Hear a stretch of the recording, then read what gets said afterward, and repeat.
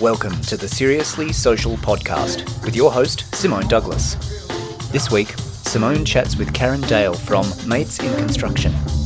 They talk about mental health in the construction sector and about new approaches to helping people in need. Okay, so on this week's episode of Seriously Social, the podcast, I have my very good friend Karen Dale. Karen is the Marketing and Business Development Manager at Mates in Construction. Karen, thanks for coming along today. Thank you for having me. Can you just give our listeners the Cliff Notes version as to how you've ended up here? Okay. Well, I've been in marketing for a number of years, let's just leave it at that, and mostly in the construction industry, all sorts of different roles within construction. Most of the time, though, I have worked in very small teams or on my own. Mm-hmm. So it was really important for me to keep in contact with the marketing industry because being on my own, I just needed to know, am I doing things the right way? Am I keeping up with the current trends, et cetera, et cetera? Yeah. Which is where I met you on one of our committees. Committee adventures, Yes, that's right. And, that was probably about 6 years ago, I think. And it really was. And stayed in contact, obviously. Mm-hmm. And I saw your social media post about the podcast. I thought, that sounds like a bit of fun. Let's give it a go. Yeah, it's a good excuse to catch up too. It is. Yeah. So tell us a little bit about Mates in Construction for those people that may not understand. Yeah, sure. Mates in Construction is a charity that aims to reduce suicide in the construction industry. Mm-hmm. There's branches all around Australia. We are Mates SA. Yeah. Suicide in construction is higher than the average Australian. So it's really important that we focus on our people and that we're tailored just for our industry. Mm-hmm. We understand them, we talk to them, etc. So, we're a very small team. There's about 6 of us here in SA. We've just got a new person starting with us next week, which is very exciting. Our team reaches a lot of people. Yeah, cool. Yeah, so I do the marketing and business development, so promoting the business, creating more awareness around the problem, why we're here, how we can help, getting more people to use our services, do our training, that type of thing. So I'm curious about this because my brothers are both in construction, so in varying degrees. One of them is FIFO, and actually got stuck in WA when he was due to do his home rotation and things. So there are all sorts of things, I think, additional pressures and additional considerations. Is that compounded by, that stigma around, blokes in particular in construction? I mean, I know there are women in construction as well, but, the big, strong people that build things. Yeah, a lot of what we talk about is starting a conversation, reaching out to people, because that is a major factor that a lot of the time men won't talk about their problems, and it is a male-dominated industry. Absolutely. What we really promote with our program is a help offering model as opposed to a help seeking model. So help seeking is when someone knows they're not travelling well and they'll ring or they'll reach out to someone for help. We understand too that people don't always make the right decisions at that point. And so we create a community of people who know the signs and signals that someone else isn't travelling well and equip them to have a conversation. Yeah, so if I notice that you're a bit quieter than normal or even a bit louder than normal, but just not normal, I can walk up to you and start a conversation and see how you're travelling. Yeah.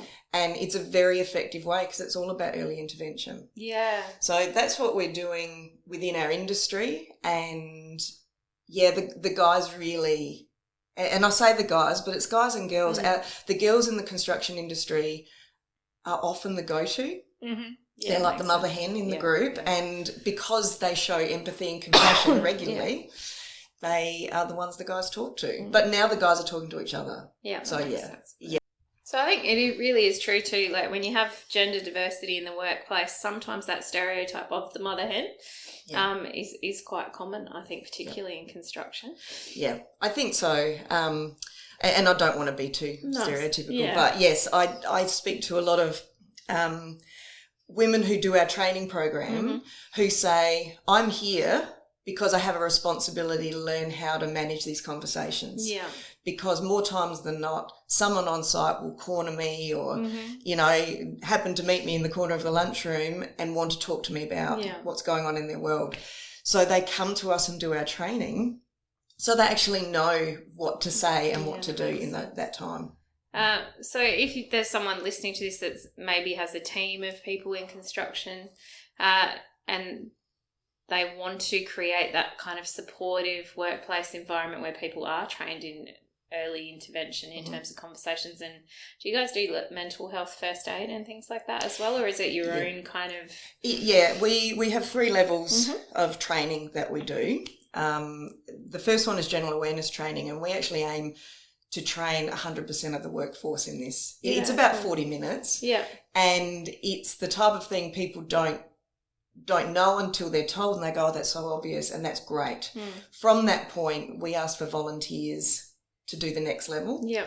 We usually get a really good amount of people putting their hands up because they say, that is something I need to know. The next level is about 3.5 hours long, and it gives more of an understanding of what to look for and how to manage it. So that's called connector level, and someone becomes a connector. They're the person on site where someone can go, I don't think Jono's looking too good. Yeah. They can go to the connector, and the connector can then go and have a chat with Jono. The next level is assist, which is applied suicide intervention skills training. Oh, wow. Yeah. And that's an international model that we use. And that's 2 days in an interactive workshop. Yeah, cool. It's full on. It is the most amazing training session I've done. Your head spins, but you walk out. You've got a formula and a plan of how to keep someone safe if they're on the edge. So it's really, really clever. So I would recommend any organisation who has a team of people and they want to create a community that's self-sufficient in looking out for each other, do all 3 levels. Yeah. Not everyone has to do all 3, but there's a certain percentage. Usually every site we recommend one assist worker. So it's, but the other side of what we do is offer support. Yeah. And all of this support is absolutely free. So we've got case management service. Anyone in the construction industry and their family, their immediate family, can phone our helpline. Oh, cool. They can enter our system. We can put them in touch with counsellors depending on what your problem is. It's all individually tailored assistance. Yeah. So if it's drug and alcohol problems, is it financial, is it whatever, it could be a whole range of things. Our case manager, who's local, she will connect you up with whatever you need, and then they will work through it with you. Yeah, awesome. Yeah, so whether you've done our training or not, you can still pick up the phone. Absolutely, our service is there for everyone. So yeah, it's a pretty awesome service, I got to say. Yeah. So that sounds like a pretty awesome service. So what is it that keeps you in the job? Because you've been there for a while now. I've been there 3 years now, which is a record for me. I haven't been anywhere for 3 years for a while. We'll start with, it's a great team that I work with. You know, like that's what keeps you in a job, isn't it? I love the team I work with. They're all very passionate, very grounded, really good people. The job itself is great. So what we're doing really matters. Yeah, so it's got a higher purpose thing. It does. It does. And I've worked in the industry for a long time for businesses who are generating revenue. Yeah. And that's fine because that's business. Yeah. But this has been the first real role I've had that is a not-for-profit. It's about making a difference, supporting people. It's great. Yeah. Do you think that there's actually I feel like there's a changing landscape, and I think it was changing before COVID, but I think COVID has brought it to the forefront, that there are more and more businesses and organisations, so just not dedicated not-for-profits, but more and more businesses and organisations that, are cognizant of and interested in the impact they have on their wider community and how they make it better. Yeah, I really do. And one thing that showed me that was last year during COVID, part of my job is to bring in industry partners to help fund our program because we're not fully funded by a long shot. So we have an industry partnership program, which is a structured partnership. I'd been working on that for about 1.5 years, building relationships, that type of thing. During COVID, we signed up about 8 businesses. Wow. Yeah. And that took us from 3 to 11. Do you know what I mean? So like, big, it was because businesses suddenly went, we've got to stop on all essential spending, but this is absolutely essential because of what's going on in our world right now. Yeah, of course. That makes sense. So they spent money in this area to keep us going because they knew we were supporting their people in the industry. So, yeah, I agree with that. And I had a conversation, with a guest the other day around too, I think COVID has changed the conversation around mental health. So all of a sudden it's perfectly normal to talk about struggling with your mental health. Yep. It's okay to talk to, other business owners about the fact that life's difficult or that you're not coping because all of these outside forces, but it also has then normalised the opportunity to talk to people about, well, actually I'm always struggling or, like some days I don't want to get out of bed.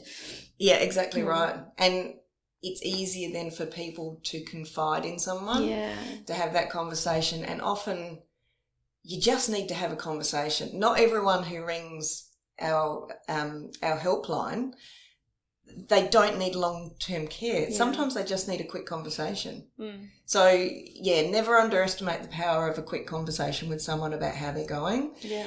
Likewise, if you're bottling something up, just talk to the person next to you because these days they've probably just had that conversation with someone else as well. Exactly. Yeah. And I think too, it's really important, particularly when your public persona is one of being like really strong and all of those things, to let that persona fall occasionally. Like I'm a big fan of when I have a blanket fort day, it's a blanket fort day. The world can know.